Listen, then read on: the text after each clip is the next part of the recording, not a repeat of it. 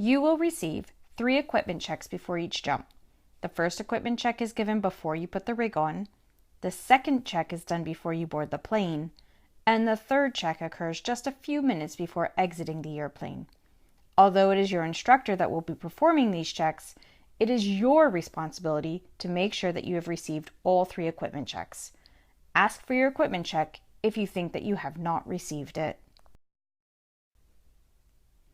Skydivers first learn to fall in the belly to earth or neutral body position for 2 reasons. The first reason is because this position is the most stable body position. If we watch a piece of paper falling to the ground, we can see that it's quite unstable. However, if you add a crease to that piece of paper, you'll find that it falls much more stably when released. This is what we're going to do with our bodies to have a stable free fall body position. The second reason for learning this position is because of where our equipment is located. We would prefer to be belly to earth at pull time to facilitate a smooth deployment. Our free fall body position is an arched position, meaning that you must push your pelvis forward. Your legs should be about hip width apart, with your knees bent at approximately a 45-degree angle and your toes pointed. Your arms should be 90-90, meaning that the angle between your torsos and upper arm is 90 degrees, and your elbows should be bent at an approximately 90-degree angle as well. Your upper body should be relaxed, allowing you to have floppy hands. Your chin should remain up so that you can look out in front of you. The noise of free fall makes it almost impossible to communicate verbally with your instructors. Therefore, we have a series of hand signals that we can use during the jump.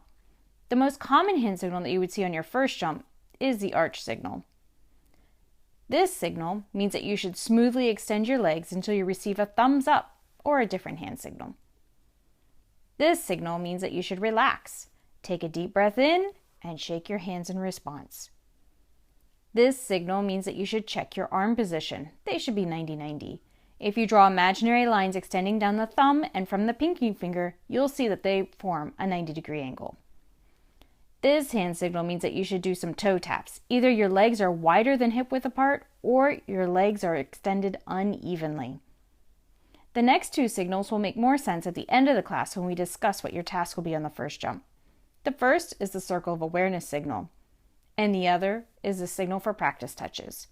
If you've already completed your practice touches and you receive that signal, then you should do one more, nice and smoothly.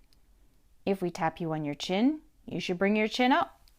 If you feel slapping on either wrist, this is a reminder to check your altitude.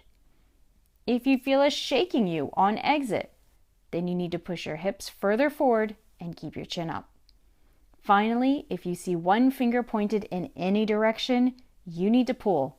There are a number of reasons that you might see this signal. You should pull immediately, and then we can discuss why you received this signal when we are back on the ground.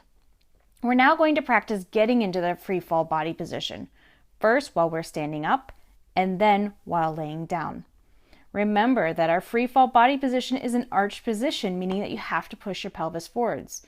Your legs should be about hip width apart and your knees bent at approximately 45-degree angle and your toes pointed. Your arms are going to be in a 90-90 position, meaning that the angle between your torso and upper arm is 90 degrees and that your elbows should be bent at an approximately 90-degree angle as well. Your upper body needs to be relaxed, allowing you to have floppy hands, and your chin should remain up so that you can look out in front of you.